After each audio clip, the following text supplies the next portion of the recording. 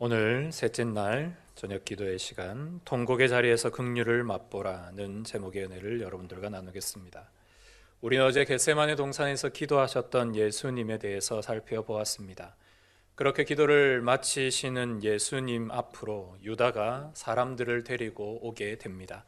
그리고는 그 데려온 사람들에 의해서 예수님은 잡혀가십니다. 이때 같이 있었던 제자들 중 요한과 베드로가 있었는데요. 그 모든 일들을 요한은 상세하게 요한복음 18장에 당시의 일들을 기록하고 있습니다. 먼저 오늘 누가복음에는 잘 나타나 있지 않지만 예수님이 먼저 끌려갔던 집은 대제사장 안나스의 집입니다. 멀리서부터 예수님을 따라왔던 베드로와 요한은 예수님이 있는 그 안나스의 집까지 오게 되고, 요한은 그 친분이 있는 관계로 뜰 안까지 들어갈 수 있었습니다. 하지만 문 밖에 서 있던 베드로는 추위 가운데 그 뜰 안에 요한이 요정을 보내어 들어오게 하고 그 뜰 안에서 그 모닥불 가운데 이렇게 있게 됩니다. 유대 지역은 대단히 일교차가 커서 낮에는 사막같이 덥고 밤에는 아주 큰 추위가 있습니다. 그래서 이 새벽쯤에는 항상 뜰에 불을 피워 놓는데 그 불 안까지 베드로가 들어온 것입니다. 이렇게 요한과 베드로는 멀찍이 서서 예수님을 지켜보고 있었습니다. 안나스가 예수님께 물었습니다. 네가 가르치는 교훈이 무엇이냐? 그러자 예수님은 내가 이미 가르친 모든 교훈들을 세상이 다 알고 있고 내가 회당에서나 성전에서 이것을 가르쳤는데 이것을 왜 네가 묻느냐라고 대답합니다. 어떤 질문을 해도 예수님의 질문의 해답에 안나스는 어떤 것도 찾을 수 없었습니다. 그래서 그는 자기의 사위인 가야바에게 예수님을 보내게 됩니다. 이렇게 첫 번째 집의 일들이 끝나고 예수님은 가야바의 집으로 또 끌려가셔서 날이 밝는 그 시간 즈음에 모여있는 사내들인 공회 의원들에게 여러 가지 신문을 당하게 됩니다. 원래 유대 재판은 밝은 날에 공회에 모여서 많은 사람이 지켜보는 가운데 죄인을 심판합니다. 그런데 지금 시간은 날이 밝기도 전인 새벽 시간입니다. 그런데 이렇게 공회 의원들이 모여 있다는 것은 이것이 지금 불법 회의라는 것을 보여주고 있고, 그들이 내리는 결정이 지금 유월절을 앞두고 빨리 일을 처리하고자 하는 불법적인 판결이다라는 사실을 알 수 있습니다. 그런 상황 가운데 가야바가 묻습니다. 네가 그리스도인지 우리에게 말하라. 이것은 오늘 본문에 있는 내용입니다. 그러자 예수님이 내가 말할지라도 너희가 믿지 않을 것이요. 첫 번째는 예수님이 말해도 너희들이 믿지 않을 것이요. 두 번째는 내가 그리스도인 것을 내가 됨으로도 너희들은 대답하지 않을 것이다. 즉 예수님이 그리스도인 것을 그들이 알고 있지만 대답하지 않을 것이다 라고 말하며, 그 당시에 있는 바리새인들과 제사장들과 종교 모든 지도자들이 그들의 마음속에 있는 겉과 속이 다른 그들을 지적하며 말씀을 하십니다. 그러자 이 말을 듣고 있었던 대제사장 옆에 있던 종 사환이 이 질문을 듣고는 예수님을 강하게 치게 됩니다. 그러면서 예수님이 이런저런 대답에도 어떤 말씀을 하지 않자 그들은 자기에게 마지막 남겨놓은 아주 결정적인 중요한 질문을 던지게 됩니다. 네가 하나님의 아들이냐? 라고 질문하자 예수님은 내가 하나님의 아들임을 너희가 이미 말하고 있느니라. 예수님도 물론 친히 말씀하셨지만 이미 많은 사람들이, 많은 이야기들이 예수는 하나님의 아들이라는 얘기를 이미 사람들이 증거하고 있다라고 그렇게 대답을 합니다. 오늘 여기까지의 이야기가 오늘 본문 누가복음 22장의 말씀이고, 이 가야바의 집에서 이제 세 번째로 예수님이 끌려가시는 곳이 바로 로마 총독 빌라도에게입니다. 이것은 우리가 내일 시간에 보게 될 것입니다. 이렇게 예수님은 밤새워 겟세마네 동산에서 기도하신 후 두 명의 대제사장의 집을 오가며 능욕을 당했습니다. 제사장이 종들에게 주먹을 맞고 오늘 본문에도 있듯이 눈을 가리고 누가 쳤는지 알아맞히는, 정말 사람들이 악합니다. 이렇게 예수님을 치면서 네가 선지자이면 눈 가리면서 누가 네를 쳤는지 알아맞히라, 이런 놀이를 하고 있었던 것입니다. 그런데 이런 고통은 예수님이 참으실 만하셨습니다. 그들의 어떤 희롱이나 그들의 어떤 질문이나 그들이 무슨 행위를 해도 예수님은 감당할 수 있었습니다. 하지만 예수님이 감당하기 어려운 두 가지의 일이 있습니다. 하나는 한 제자는 완전히 예수님을 배반하여 사탄의 앞잡이가 되어 있는 것이고, 또 한 명의 제자는 예수님이 보시는 가운데 3번이나 주님을 부인하는 이 일입니다. 사람들은 위기가 닥치면 순간의 위기를 모면하기 위해 순간적으로 거짓말을 할 때가 있습니다. 베드로 역시 그랬다고 봅니다. 처음 안나스의 집에서는 순간 그 요정이 묻는 질문에 순간 당황해서 나는 아니다 라고 그렇게 대답했을 것이라고 우리는 충분히 생각할 수 있습니다. 그런데 2번째, 3번째는 우리가 인정하기가 어려운 것이 가야바의 집에서부터는 그의 말이 실수가 아니기 때문입니다.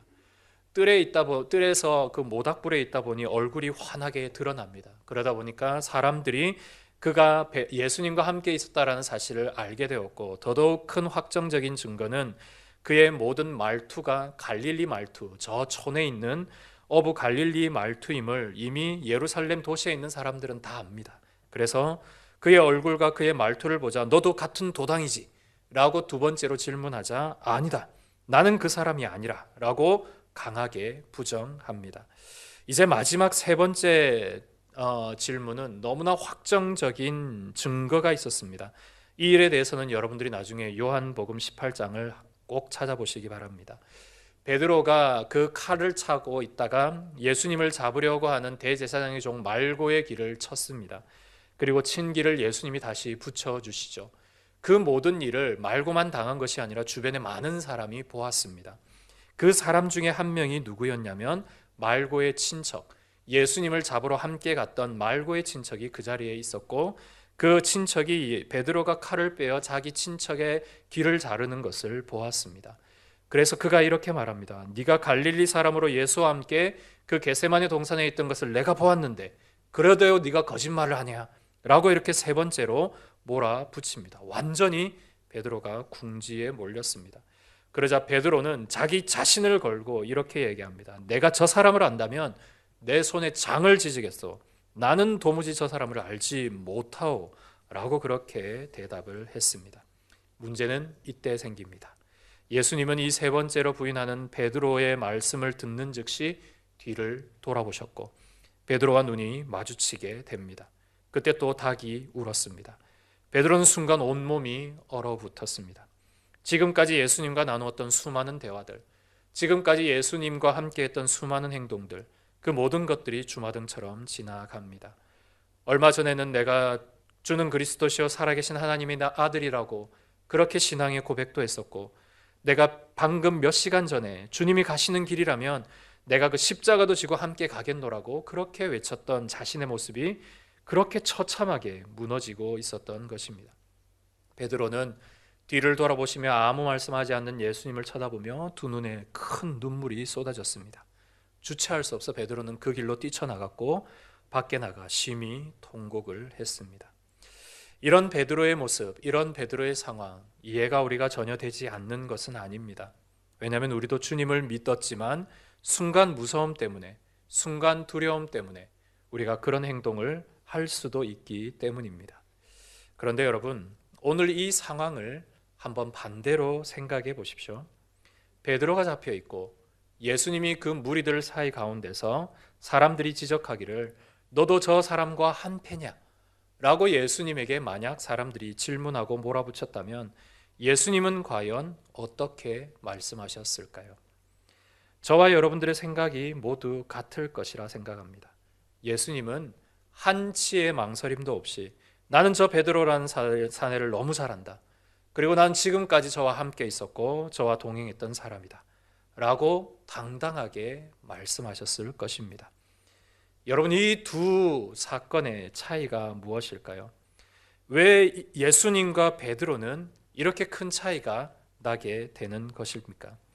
무엇이 이렇게 똑같은 상황에서 한 사람은 부인으로 그리고 예수님은 그에 대한 인정으로 이 대답이 다르게 나오게 될까요? 그 이유는 바로 사랑 때문입니다. 복음서에는 무려 71번이나 사랑이 기록되고 있습니다. 그런데 여러분이 마태, 마가, 누가, 요한복음을 보시면서 사랑이라는 말이 나올 때마다 이 사랑을 누가 말씀하시는지를 유심히 보십시오. 사랑의 모든 대상은 하나님이시고 사랑을 말하는 모든 대상은 예수님이셨습니다. 하나님이 사랑하셔서 이 땅에 예수님 독생자를 보내어 주셨다라고 말씀하시고, 예수님은 제자들을 죽기까지 사랑하셨노라 말씀하십니다.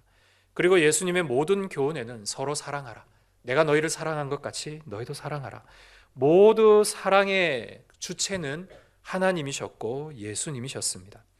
복음서의 어느 단 한 구절도 제자들이 예수님을 사랑하니라 라는 구절은 없습니다. 모두가 예수님이 그리스도인 줄 알고 믿고 따랐더라 라는 구절은 많지만, 그들이 예수님을 사랑하고 따랐더라 라는 구절은 없습니다. 제자들과 베드로는 주는 그리스도시요 살아계신 하나님의 아들이신 것, 우리 눈앞에 계신 이 스승이신 예수님이 하나님이 보낸 메시아이라는 것을 믿고는 있었지만 진심으로 그들은 사랑하지 못했습니다. 이것이 바로 예수님과 제자들의 큰 차이입니다. 자식이 부모님을 아무리 사랑한다 해도 그 자식의 사랑은 부모님의 사랑을 이길 수 없습니다. 자식은 부모를 배신해도 부모는 결코 자식을 배신하지 않습니다. 정말로 허랑방탕하게 살고 노름에 빠진 자식이 어머니의 쌈짓돈을 가져가고 아버지의 집문서와 도장을 가져가도 부모님은 그것을 그대로 지켜볼 뿐입니다. 자식은 자기가 좋아하는 사람이 있으면, 자기가 좋아하는 일이 있으면 부모를 뒤로하고 언제나 자기 앞길을 찾아 떠나버립니다. 하지만 부모님은 그렇지 않습니다. 아버지가 멀쩡히 살아계신데도 불구하고 유산을 달라 하는 아들에게 기꺼이 유산을 내어줍니다. 그리고는 집 나간 아들이 언제나 돌아올까 먼 발치에서 그 언덕에서 하염없이 기다리는 분이 바로 부모님입니다. 감기는 걸리지 않을까, 밥은 잘 먹고 다니나, 이렇게 근심하며 아들의 돌아오기까지 기다리는 분들이 바로 부모님입니다. 이 부모님의 마음, 이것이 바로 우리가 예수님을 통해 배우는 마음이 아닌가 생각합니다. 하나님께서 우리에게 가정을 주시고 또 우리에게 자녀를 주셔서 우리가 부모가 되게 하신 것은 이 하나님의 마음을 조금이라도 알라고 하는 그 하나님의 깊은 뜻이 들어있지 않나 생각이 듭니다.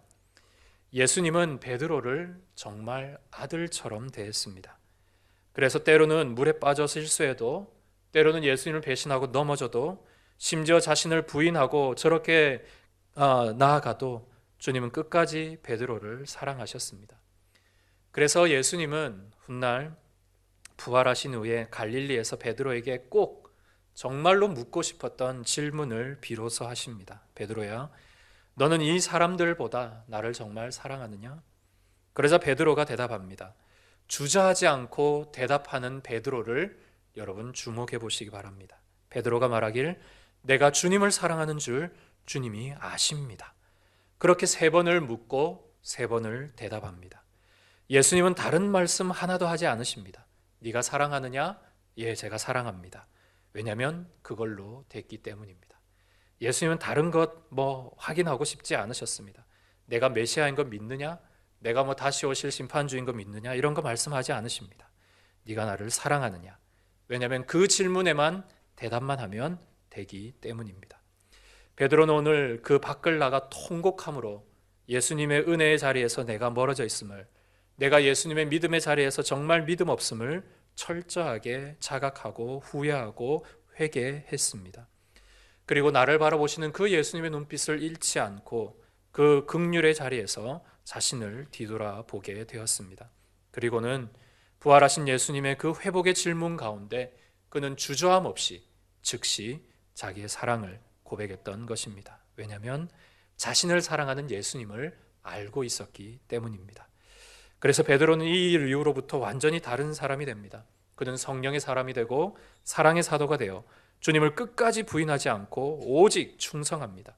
그리고 마침내 순교의 자리에까지 예수님처럼 십자가를 지고 자기의 목숨을 주님께 드립니다. 주님의 사랑과 긍휼을 체험한 사람은 베드로 말고 또 한 명이 있습니다. 바로 사도 바울입니다. 사도 바울은 자신을 향하여 나는 죄인 중에 괴수입니다 라고 그렇게 자신을 불렀습니다. 그만큼 그는 예수님의 죽음을 너무나 당연하게 생각했었고, 예수님을 믿는 사람이라면 저주하고 죽일 만큼 그는 교회와 성도를 아주 대단히 핍박했던 인물입니다. 그런 그가 다메섹에서 예수님을 만나고 회심한 후 주님의 사랑을 엄청 많이 체험하게 됩니다. 그리고 그는 자기의 마지막 순간까지 순교하기까지 복음의 일꾼으로 살아갑니다. 훗날 이 바울이 자기의 마지막 편지를 쓸 때 디모데에게 이렇게 말을 합니다. 우리는 진정 살아가면서 진정 미쁨이 없을지라도 주는 우리에게 항상 미쁘셨느니라. 우리가 주님을 믿는다 하지만, 내가 내 평생 내 믿음을 돌아보았지만 나는 정말 믿음이 없구나. 디모데야, 내가 하나님을 사랑한다고 하지만 내 사랑에 정말 진심이 없구나. 우리가 이렇게 믿음이 없고 진심이 없을지라도 주님은 우리를 향하여 항상 믿어주시고 우리를 사랑해 주시는구나. 이게 바울이 디모데에게 쓴 마지막 편지에 있는 글입니다. 여러분, 믿음과 소망과 사랑 중에 제일은 사랑입니다. 사람이 사랑하기 시작하면 아까울 게 하나도 없습니다. 부모님이 자녀에게 아까운 것 있습니까? 없습니다. 사랑하면 주저함 없이 다 줍니다. 심지어 절벽에서 떨어지라고 하면 떨어질 수 있습니다. 거침없이 자신을 던질 수 있습니다. 왜냐하면 사랑하면 모든 것을 줄 수 있기 때문입니다. 주님은 우리를 사랑하셨고 그러하게 우리를 만드셨고 우리에게 하나님의 놀라운 구원을 허락해 주셨습니다. 하나님은 나의 아버지이시고 또한 우리가 사모하는 주님이십니다. 오늘도 우리가 이 베드로의 긍휼을 맛보기를 소망합니다. 오늘 우리가 은혜의 자리에서 때로는 나의 믿음 없음, 나의 사랑 없음을 돌아보며 그러할지라도 주님은 오늘도 그 언덕배기 위에서 그 집 나간 자식을 기다리는 아버지의 마음으로 우리를 바라보시고 우리를 사랑하시고 우리를 지키시고 우리를 보호하시며 실수하고 넘어져도 우리를 안아주시는 주님이십니다.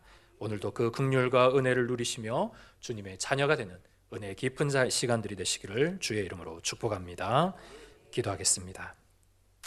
하나님 아버지, 우리는 주님을 믿는다 하지만 정말 신실하지 못합니다. 주님을 사랑한다 하지만 내 손에 주님보다 사랑하는 것들이 많고 내 마음속에 주님보다 사랑하는 것들이 많습니다. 하지만 하나님, 우리는 정말 주님을 더 잘 믿고 싶고 주님을 더 잘 사랑한다라고 고백하고 싶은데 우리의 상황과 우리의 생각과 우리의 마음이 때로는 주님께 부족한 것이 너무 많습니다. 하나님, 이 시간 우리에게 은혜와 긍휼을 베풀어 주시고 우리에게 자비를 베풀어 주시고 오늘 이 뜰에서 만난 예수 그리스도를 우리가 만나게 하여 주셔서 오늘 베드로의 회심과 바울의 이 믿음의 고백이 우리의 고백이 되게 하여 주시고 또한 우리의 사랑의 고백이 되게 하여 주시옵소서. 예수 그리스도 이름으로 기도드립니다. 아멘.